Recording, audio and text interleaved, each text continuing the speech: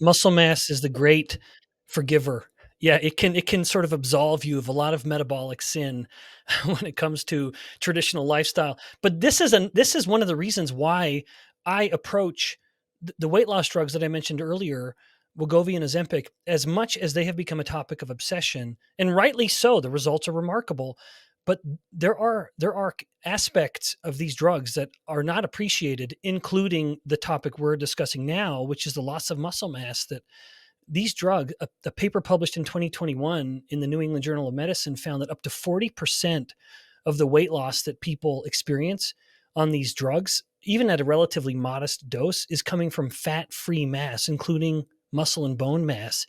And you are the less muscle and bone you have in particular, the greater the struggle is going to become to not only age well, again, for the reasons I mentioned earlier. The key metrics of longevity are actually heavily based on strength and muscle mass. So not only are you accelerating your aging or mortality, but you're also depriving yourself of the greatest metabolic advocate you can have in your body, namely muscle mass. So that is in my mind, that is one of the most overlooked aspects of these drugs. That in the midst of all this enthusiasm, which I understand, I truly do, although I still don't think they're being approached correctly, but the loss of muscle is one of the greatest reasons I believe we need to discuss these with a little more caution to balance out some of the enthusiasm. Yeah, that makes complete sense. Because essentially, if you're losing a lot of lean body mass, then it's like taking wood out of the furnace, right?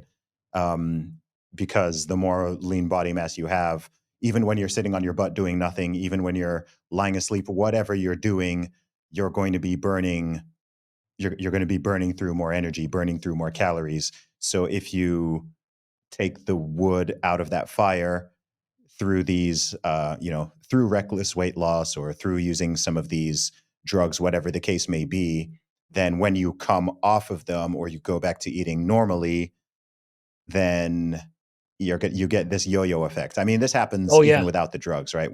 yeah, When people just lose, when people don't focus on fat loss and they focus on weight loss, and they start eating through their muscle mass, they start eating through their lean body mass, then they normally will switch back after the crash diet and they go back to how they were eating before.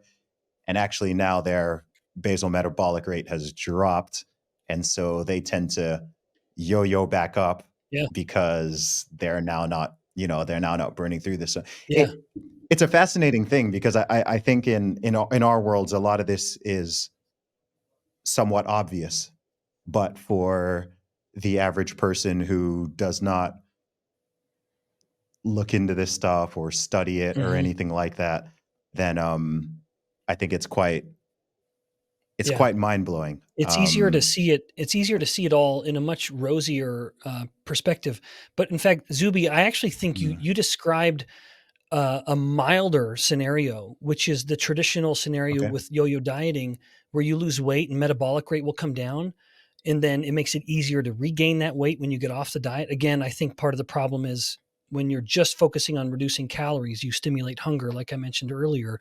So you're almost destined. Mm. Like, I mean, case in point, The Biggest Loser game show in the US, you never see the reunion tour because they gain it all back. That's the dirty little secret. But with these weight loss drugs, in fact, I think it even goes one step further because of not only how likely the person is to get off the drug, but then the metabolic state after, which I think is even worse than the one you just outlined, as it goes with traditional yo-yo dieting. But just to emphasize that first point, 70% in the US, it was found that 70% of patients get off the drug at 24 months of their own volition for various reasons, but they decide themselves that they no longer want to be on the drug. In most instances, it's because they cite the nausea, which to paint that in a polite way, they say that my cravings went away. Yes, it's because you feel kind of nauseous all the time. And so at 24 months, 70% of people choose to get off the drugs. Even in a separate study, this is called the step 5 trial. This was in 2023. These scientists found that at 24 months, even the people who stayed on the drug, their sweet cravings had gone back to normal. That at first At 6 months, their sweet cravings were down. At 1 year, their sweet cravings were even further reduced. And then over that next year, their sweet cravings creeped back up, even though they were still on the drug. There's this phenomenon of diminishing returns where at 24 months, their sweet cravings were right back where they were before. So, through a combination of either the return of the cravings or they get off the drug, they're going to go back to eating the way they did before. But now, imagine, if you will, someone like a 60-year-old woman or even younger. We don't even have to be that dramatic. Let's say a 45-year-old woman in particular. Now, I only mention the female sex because of the additive the complication of menopause, which accelerates bone loss and muscle loss. But let's imagine a 45, 50-year-old woman who gets on this drug. 40% of the weight that she's lost is coming from fat-free mass, including muscle and bone. That is mass that she likely will never get back. So if you look at these two compositions that was measured in the 2021 study, fat mass and fat-free mass, for every 10 kilograms the person's lost, 6 came from fat, 4 came from fat-free mass. When the person gets off the drug or the drug stops working as well, which is why people begin to double dose and potentially kill themselves because their intestines paralyze. So one of these fat masses will return immediately. One of these masses, the fat mass, will bounce back immediately. Good luck regaining that lost muscle and bone. It is likely the person will never regain it. And thus they are, talk about this complication here.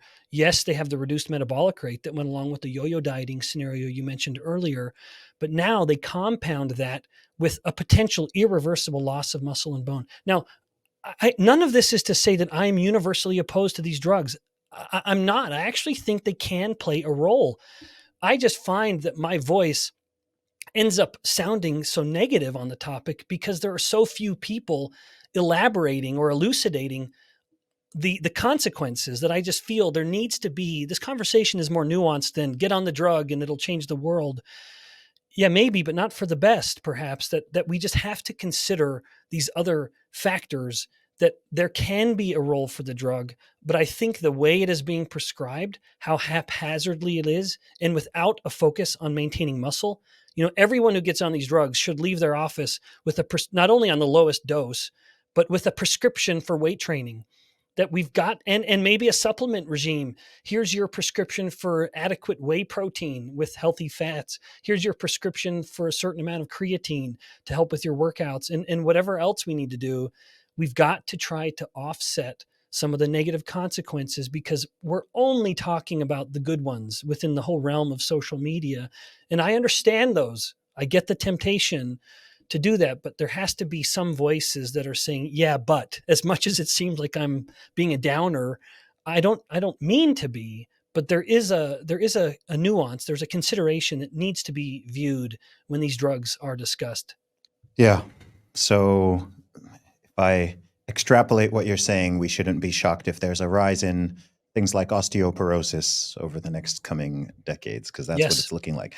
Ben. I mean, I'm not a huge fan of political correctness, and I'm a big fan of common sense. And so many of these things, like if we kind of cut to the root of it, and I don't want to, I'm not saying this to try to offend people, but people are lazy. And Oh this is yeah. a lot. This is the really like this is really at the root of a lot of these problems, right? I think a lot of this enthusiasm for Ozempic and these similar drugs, a lot of it is rooted in laziness. People want this magic bullet. People want something. I think that's why people want to believe. I Yeah. just want to believe that it's Yeah. all upside and there's no downside, and They long want term it's all going to be self-discipline totally in a fine. syringe, and it doesn't work that way. Yeah, no, no, it doesn't. I mean, again, I'm no doctor, but I'm someone with common sense, and it seems the thing that seems obvious to me at this point is, look, if you've got someone who is morbidly obese and they're putting their whole body and life is at massive risk, then I think these drugs temporarily would most likely on balance be a net positive for them, right? Like Yeah. if you're just okay, like, obesity is going to kill you if you don't lose this weight Yeah, quickly and you're especially struggling through especially these combined other with some mechanisms. nutrition coaching. And that's sort of the Yes. only thing I would add. Like, let's say we're going to give you this drug at the lowest dose to help you overcome some of your eating addictions. But at the same time, Mhm. we're going to give you some dietary nutrition counseling, control carbs, prioritize Yeah. protein, don't fear fat, and weight and resistance training. And here's your personal trainer. That to me would be the most ideal combination for the person in the exact scenario you just described. Yeah, and again, my common sense and not intuition, I mean, this is a logical deduction, would also tell me that if you're someone who is not that overweight or not overweight at all, um, I think almost like the less overweight you are, the more risky those drugs are likely to be. Also, because you can't afford to lose the lean body mass. Say someone like myself who's already in good shape and maybe, oh, I want to lose 10 pounds to, get a, have my six pack a little bit sharper on the beach or something. For someone like myself to get on Ozempic, like I imagine that lean body mass loss is not going to be 40%. It's probably going to be like eating 70, 80% of it. So the scale weight might go down, but in terms of my muscle mass, my physical performance, even my appearance, um, who knows? Maybe I'd even end up there's a probability I might even end up being fat, like like getting almost like I wonder. Here's an interesting one. I wonder if I could even end up losing weight, but As a having a percent be higher fatter. body fat percentage. Yeah, in fact, Yeah, Zuby, that's yeah. exactly that is exactly my worry. That as much as with the loss of lean mass that we just got done describing, that even though the person, when they get off the drug at 1 year, they may still say, "Oh well, at least I'm still 5 kilograms less than I was before." Yeah, but you're actually probably fatter. But Zuby, a paper, speaking of you, like in reasonably healthy men who get on these high dose GLP-1 receptor activators or agonists, a paper was just published like within the last 2 weeks that found that in men, these are non-diabetic men but overweight using the drug, their risk of developing low testosterone was 2 times higher than the placebo group, and their risk of developing erectile dysfunction was 5 times higher. These are substantial concerns. So a 5 times greater risk in erectile dysfunction, 2 times greater risk of low testosterone.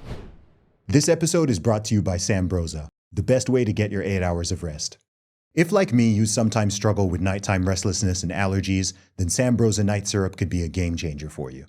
Sambrosa contains a natural base of 7 organic herbs, honey, and a small amount of antihistamine.